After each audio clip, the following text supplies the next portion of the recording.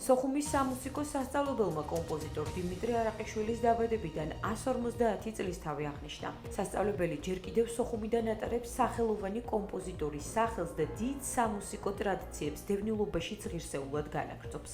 საიუბილეო კონცერტი კულტურის საერთაშორისო ცენტრ მუზეში ჩატარდა. მოსწავლეებმა ცნობილი კლასიკური ნაწარმოებები ორკესტრის თანხლებით შეასრულეს. კონცერტის მეორე ნაწილი დიმიტრი არაყიშვილის შემოქმედებას დაეთმო.